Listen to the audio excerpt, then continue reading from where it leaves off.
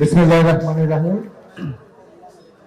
শাহজালাল বিজ্ঞান ও প্রযুক্তি বিশ্ববিদ্যালয়ের শিক্ষার্থীবৃন্দ যারা উপস্থিত হয়েছেন তাদেরকে জাতীয় নাগরিক পার্টি এনসিপির পক্ষ থেকে শুভেচ্ছা জানাই, সালাম জানাই এবং সাবিপ্রবি জাতীয় ছাত্র শক্তি যারা আয়োজন করেছেন আজকের এই আলোচনা সভা এবং সাংস্কৃতিক অনুষ্ঠান, সে আয়োজকদেরকে ধন্যবাদ এবং কৃতজ্ঞতা জানাই। আপনাদের এই উপস্থিতি দেখে খুবই ভালো লাগছে। আমরা স্মরণ করছি জুলাই গণ অভ্যুত্থানের সকল শহীদ এবং আহত যোদ্ধাদেরকে, এবং আমরা জানি শাহজালাল বিজ্ঞান ও প্রযুক্তি বিশ্ববিদ্যালয় সাবিপ্রবি জুলাই গণ অভ্যুত্থানের অন্যতম দুর্গ ছিল। সেই দুর্গের একজন শহীদ আছে, শহীদ রুদ্র সেন। আমরা তাকেও শ্রদ্ধাভাবে স্মরণ করছি এবং যারা আপনারা অংশগ্রহণ করেছিলেন এই পুরো সিলেট অঞ্চলে এবং এই বিশ্ববিদ্যালয়ে যারা এই গণ অভ্যুত্থানে অংশগ্রহণ করে দেশ ও জাতিকে মুক্ত করেছেন, দেশের স্বাধীনতা সার্বভৌমত্বকে পুনরুদ্ধার করেছেন, গণতন্ত্রকে পুনঃপ্রতিষ্ঠা করার লড়াইয়ে আত্মত্যাগ করেছেন, তাদেরকে আমরা শ্রদ্ধার সাথে সম্মান জানাচ্ছি। আমরা জানি এই সিলেটে শাহজালাল বিজ্ঞান প্রযুক্তি বিশ্ববিদ্যালয়ের অন্যতম কেন্দ্র হয়েছে জুলাই মাসে। তার পাশাপাশি সিলেটে আরো কিছু ঐতিহ্যবাহী college, MC college, Madan Mohan college সহ এখানে কিছু প্রাইভেট বিশ্ববিদ্যালয়, মাদ্রাসা, সকল স্তরের শিক্ষার্থীরা কিন্তু ঐক্যবদ্ধভাবে রাজপথে ছিল এবং সিলেট ছিল জুলাই গণ অভ্যুত্থানের অন্যতম দুর্গ। তো সেই দুর্গের সৈনিক আপনারা এই বিশ্ববিদ্যালয়ে। আমার আজকে দ্বিতীয়বারের মতো আমি এসেছি। এর আগে আমি আমার বিশ্ববিদ্যালয় জীবনে এসেছিলাম। তো শাহজালাল বিজ্ঞান ও প্রযুক্তি বিশ্ববিদ্যালয় আমাদের সিলেট অঞ্চলে অত্যন্ত গুরুত্বপূর্ণ একটি শিক্ষা প্রতিষ্ঠান, যেটা নাসিরউদ্দিন পাটোয়ারী তার বক্তব্যে বলেছেন যে এই বিশ্ববিদ্যালয়কে যদি আমরা নতুন করে সাজাতে পারি, পুরো সিলেট অঞ্চল এবং বাংলাদেশে একটা বড় কন্ট্রিবিউশন তৈরি করা সম্ভব। আমরা জানি আপনাদের দুঃখের সাথে বলতে হচ্ছে যে আপনাদের ছাত্র সংসদ নির্বাচন সেটি বন্ধ করে দেওয়া হয়েছে পরিকল্পিতভাবে, এবং যারা গণতন্ত্রের কথা বলেছে গত 16 বছর তারাই গণতন্ত্র বন্ধ করতে প্রথম ভূমিকাটা রেখেছিল, এবং এটা শুরু হয়েছিল শাহজালাল বিজ্ঞান ও প্রযুক্তি বিশ্ববিদ্যালয় থেকে।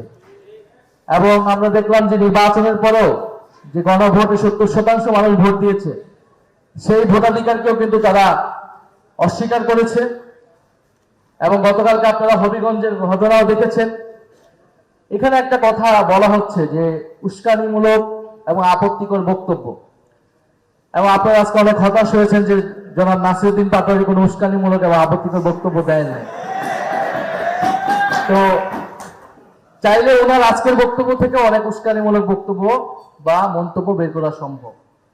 এখন একজন রাজনৈতিক নেতা তার কাজই হচ্ছে যখন সে বিরোধী দলে থাকবে, তার কাজই হচ্ছে সরকারে যারা থাকবে তাদেরকে সমালোচনা করা। এটাই তো গণতন্ত্র। তার বক্তব্যের কোথাও যদি আইন বিরোধী প্রচলিত আইনের সংজ্ঞায় যদি তাকে বিরোধিতা করা যায় বা তার আইন লঙ্ঘন হয়, তাহলে সেটা আইন দেখবে। সেটা দেখার দায়িত্ব কোনো ছাত্র সংগঠনের বা ক্ষমতাসীন দলের কোনো নেতা কর্মীদের নয়, কোনো সন্ত্রাসী বাহিনীর নয়। এবং যেই ছেলেটার চোখ হারানো গিয়েছে সেই ছেলেটা কোন আপত্তিকর বক্তব্য দিয়েছে তাহলে তারা সেটাও বলুক। ফলে এই যে আমরা বিগত 16 বছরে দেখেছি যে ডিজিটাল সিকিউরিটি অ্যাক্ট আইন তৈরি করা হয়েছিল, এবং যেটা দিয়ে এরকম অনলাইনে আপত্তিকর, উস্কানিমূলক, কটূক্তিমূলক এই ধরনের অনেক শব্দ ব্যবহার করে বিরোধী মতকে দমন করা হয়েছিল। রাজনৈতিক সমালোচনাকে বন্ধ করার একটা পায়তারা ছিল এটা। আপনারা কথার জবাব কথাতে দিবেন, এটাই রাজনীতি, এটাই গণতন্ত্র। আপনারা দেখবেন যে কিছুদিন আগে আমাকে নিয়ে একটা কার্টুন আঁকা হয়েছে, আপনারা দেখেছেন সেটা? আমাকে নিয়ে একটা কার্টুন আঁকা হয়েছে, আমাকে বিদ্রুপ করে, বিকৃত করে। তো সেই কার্টুন নিয়ে সেটার পক্ষে বিপক্ষে অনেক আলোচনা হয়েছে, পত্রিকাগুলোতে কলাম লেখা হচ্ছে, এবং এখনো সেই বিতর্ক চলমান। এটা কি শিল্পীর স্বাধীনতা, নাকি এটা জুলাই গণ অভ্যুত্থানকে অপমান করা হলো? এই যে আলোচনা চলমান, এটাই কিন্তু গণতন্ত্র। গণতন্ত্রের মানে হচ্ছে আপনার সাথে আমি দ্বিমত করব, যে আমার সাথে দ্বিমত করে তারও মত প্রকাশের অধিকার থাকবে। কিন্তু আমার বিপক্ষে কার্টুন আঁকা হয়েছে দেখে কিন্তু আমরা কেউ তাকে আক্রমণ করতে যাইনি শারীরিকভাবে। আমরা সেই কার্টুনিস্টের বিরুদ্ধে কোনো মামলা দেইনি। আমরা সেই কার্টুনিস্টকে কিন্তু গ্রেফতার করিনি, কিন্তু বিগত সরকার কিন্তু করেছিল, বিগত হাসিনার সরকার। এবং আমরা এই বর্তমান সরকারের মধ্যে এই ধরনের প্রবণতা দেখতে পাচ্ছি। হবিগঞ্জে সেটা সুস্পষ্ট হয়েছে, প্রতিমান হয়েছে। আমরা বিশ্ববিদ্যালয়গুলোতে কিন্তু এই অগণতান্ত্রিক পরিস্থিতি বিগত 16 বছর দেখেছি, যেখানে সরকারের বিরুদ্ধে, ক্ষমতাসীনদের বিরুদ্ধে কেউ কথা বলতে পারতো না, যেখানে বিশ্ববিদ্যালয়ের কাজই হচ্ছে ক্ষমতাকে প্রশ্ন করা, জবাবদিহিতা নিশ্চিত করা। প্রত্যেকটা গণতান্ত্রিক দেশে বিশ্ববিদ্যালয়কে, ছাত্র সমাজকে, শিক্ষকদেরকে এই জন্য সরকাররা ভয় পায় যে আমরা যদি কোনো গণপরিধি নীতি নিতে যাই তাহলে বিশ্ববিদ্যালয় থেকে সমালোচনা আসবে, ছাত্রদের থেকে সমালোচনা আসবে। আমি আরো বলবো যে সাবি প্রবি শুধু জুলাই গণঅভ্যুত্থান না, আমাদের বিগত গণতান্ত্রিক যে আন্দোলন, ফ্যাসিবাদ বিরোধী আন্দোলনে কিন্তু ভূমিকা রেখেছে। আপনারা এখানে বিসিবি বিরোধী আন্দোলন করেছেন, সংগ্রাম করেছেন। আমার মনে পড়ে 2024 সালের রমজান মাসে, সম্ভবত রমজান মাসে, সেটা হয়তো মার্চ মাস হতে পারে, এখানে ইফতার মাহফিল নিষিদ্ধ করে দিয়ে প্রশাসন একটা নোটিশ দিয়েছিল।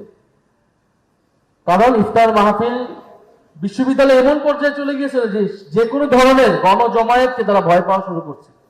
এবং সেটার বিরুদ্ধে তখন আমরা ঢাকা বিশ্ববিদ্যালয়ে দাঁড়িয়েছিলাম, গণ ইফতার কর্মসূচি দিয়েছিলাম। এবং সেই ইফতার কর্মসূচিতে কিন্তু ফ্যাসিস্ট ছাত্রলীগ তারা হামলা করেছিল। তো সাবিক রবির সাথে আমাদের সেই কানেকশন ছিল বিগত সময়ে আন্দোলনগুলোতেও। এখানে অনেক বুদ্ধিভিত্তিক সাংস্কৃতিক আয়োজন ছিল এবং একটা গণতান্ত্রিক আন্দোলন কিন্তু শুরু হয়েছিল।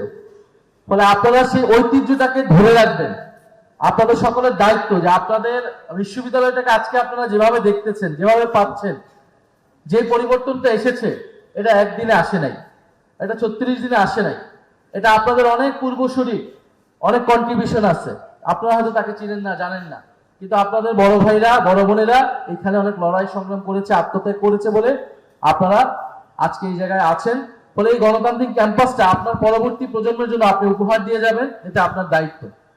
আমাদের জুলাই অভ্যুত্থানের পরে দুইটি প্রধান এজেন্ডা, বিচার এবং সংস্কার। আমরা বিচার চাই, কারণ বিচারের মাধ্যমেই কেবল পূর্বতন যে ফ্যাসিস্ট শক্তি তাকে দমন করা সম্ভব, তাকে ন্যায় বিচারের মধ্যে আনা সম্ভব। এবং সংস্কারের মাধ্যমে নতুন কেউ স্বৈরাচার হবে না, নব্য ফ্যাসিবাদ হবে না, সেটা নিশ্চিত করা সম্ভব। ফলে যদি বিচার না হয় তাহলে পূর্বতন ফ্যাসিস্ট শক্তিরা ফেরত আসবে। যদি সংস্কার না হয়, আজকে যারা ক্ষমতায় আছে বা যেই ক্ষমতায় থাকুক, এই কাঠামোতে তারা নতুন করে স্বৈরাচার হয়ে উঠবে, নব্য ফ্যাসিবাদ হয়ে উঠবে। ফলে আমাদের জুলাই শহীদদের কাছে কমিটমেন্ট, দেশের জনগণের কাছে কমিটমেন্ট, আমরা পুরাতন ফ্যাসিস্ট দেশ বিরোধী যারা শক্তি, যারা আধিপত্যবাদী শক্তি, তাদেরকে বাংলাদেশের রাজনীতির কোনো সুযোগ দেব না। ফলে তিনি ডিসেম্বরে আসবেন না কবে আসবেন সেটা ঢাকার মাটিতে পা রাখলেই দেখা যাবে ইনশাআল্লাহ।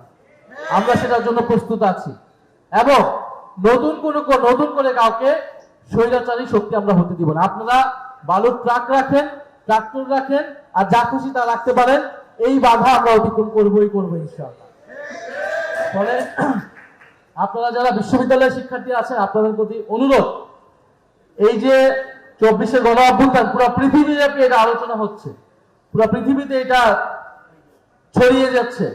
পুরো পৃথিবীর ইতিহাসে ফরাসি বিপ্লব, ইরান বিপ্লব, আমরা সাউথ কোরিয়াতে গণতান্ত্রিক বিপ্লব হয়েছে, এরকম বড় বড় ঘটনা হিসেবে আমরা আজকে বুঝতে পারছি না।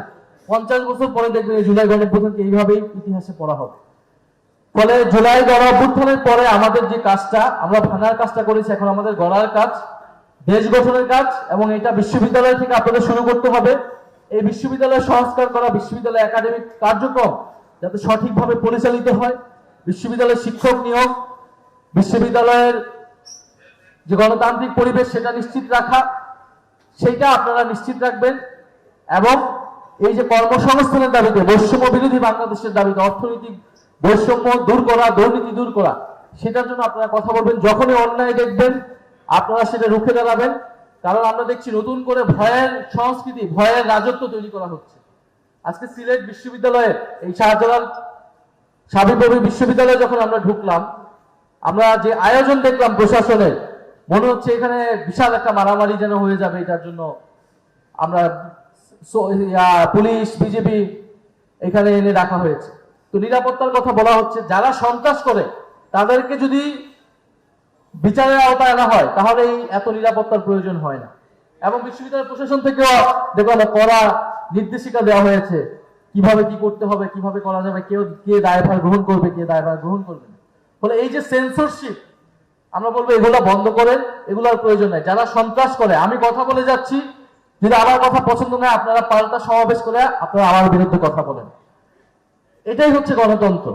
সাধারণ শিক্ষার্থীরা, সাধারণ মানুষ ঠিক করবে কোন সমাবেশে যাবে, কোন সমাবেশে যাবে না, কার পক্ষে ভোট দিবে, কার পক্ষে দিবে না। কিন্তু আপনারা কথা বলতে গেলে আপনারা এসে দমন করবেন, আক্রমণ করবেন, এবং পুলিশ এসে বাধা দিবে, প্রশাসন এসে বাধা দিবে নিরাপত্তার নামে। এটা বাংলাদেশে আর হতে দেওয়া যাবে না। এটা বিগত আমলের কৌশল, এবং আপনারা পারলে নতুন কৌশল হাজির করেন। শেখ হাসিনাকে কপি করেন না, কারণ শেখ হাসিনাকে কপি করলে শেখ হাসিনাকে কিভাবে সরানো হয়েছে এটা এখানকার বাচ্চা বাচ্চা পোলাপানরাও জানে। ফলে যদি নতুন কৌশল আনতে পারেন সেটা আপনাদের জন্য সুবিধা হবে।